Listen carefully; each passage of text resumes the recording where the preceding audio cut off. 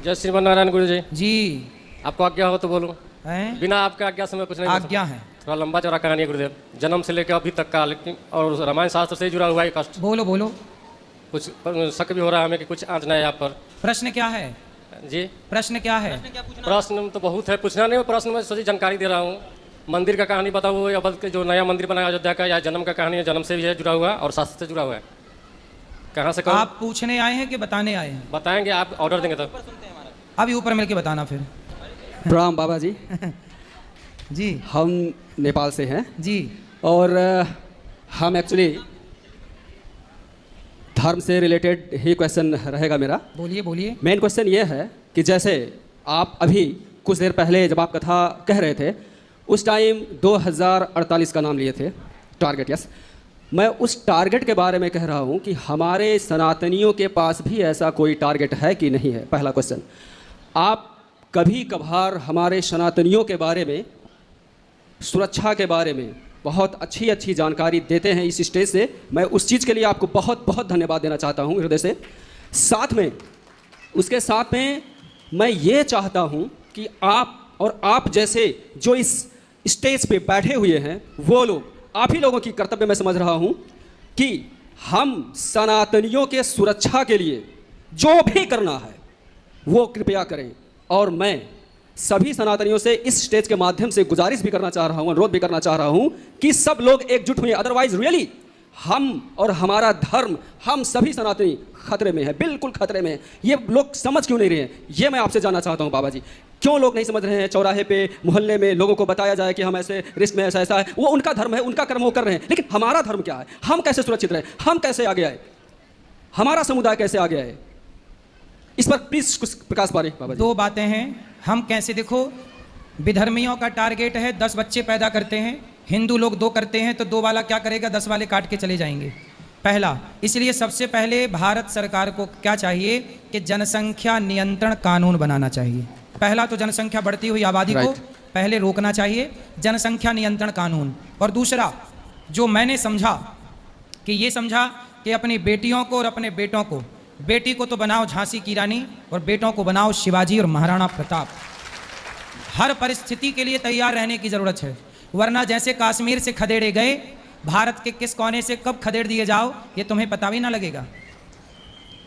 जैसे हमारे धर्म में शास्त्र और शस्त्र दोनों है, लेकिन बहुत कम ही लोग शास्त्र के बारे में जानते हैं। और आप जैसे विद्वान लोगों के सत्संग से कुछ ज्ञान जरूर बढ़ रहा है हमारे सोसाइटी में, लेकिन शस्त्र का प्रयोग मुझे नहीं लगता है कि हमारे समुदाय में लोग कर रहे हैं। मेरा फिर से आपसे अनुरोध है कि हर एक कार्यक्रम में गुरुजी, हर कार्यक्रम में, देखिए मैं नेपाल से हूँ, ठीक है, बट मैं बोलता हूँ कथाओं में कि बेटियों को झांसी की रानी। अब ऐसा है ना, हम तो कथाओं में ये तक कहते हैं कि बेटियों को स्कूलों में तलवार चलाना सिखाना चाहिए, लाठी चलाना सिखाना चाहिए। क्यों?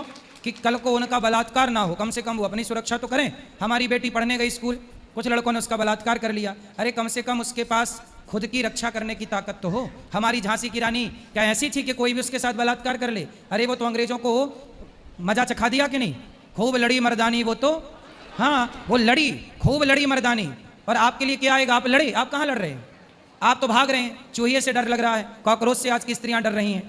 तो खूब लड़ी मर्दानी, तो लड़ना तो पड़ता है, इसलिए तैयारी जरूरी है, बहुत जरूरी है जी तैयारी। और लेकिन रियलिटी में जस्ट एक बार की ओर कहने से बाबा जी मैंने महसूस किया है कुछ नहीं हो रहा। इतना रगड़ना पड़ेगा, बहुत ज़्यादा रगड़ना पड़ेगा।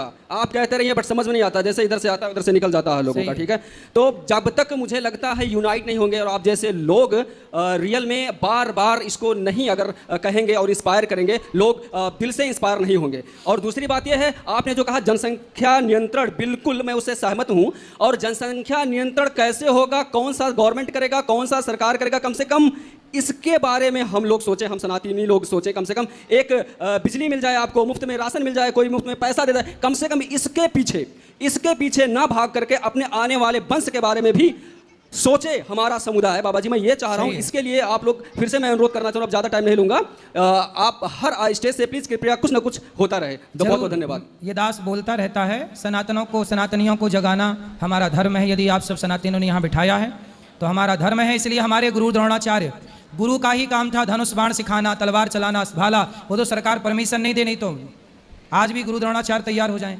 आज भी धनुर्विद्या मर थोड़ी गई है, आज भी हमारे भारत में धनुर्विद्या जीवित है। यदि सरकार परमिशन दे तो धनुर्विद्या भी पढ़ाई जाए। बोलो बेटा, मैया बोलो। राधे राधे, प्रणाम गुरु महाराज जी। हाँ मैया।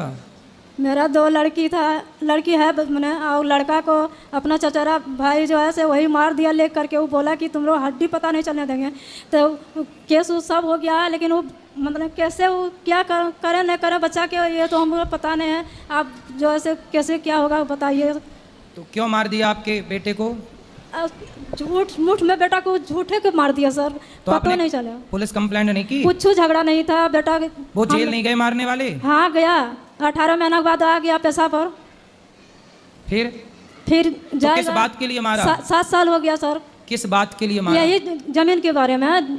हम घर बनाएंगे तो वही हमारा बेटा खाली बोला कि चाचा हमारा पापा को फोन करो, मम्मी को। यही अच्छा, चाचा ने मार दिया भतीजा को? हाँ, यही मम्मी यही माँ जी है, इनके पास रहते थे सब।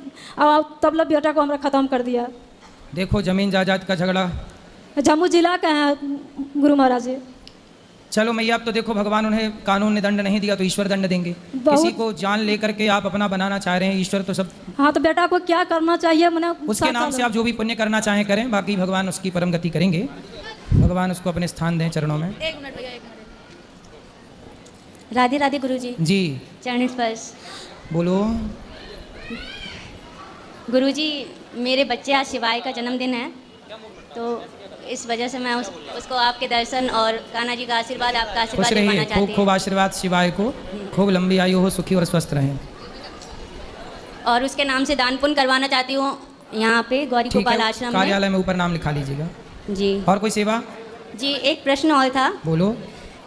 गुरुजी, मेरे 3 साल बच्चे नहीं हुए, तो जिस वजह से बहुत परेशान रहे हैं। कान्हा जी की जिसने जो सेवा बताई वो की।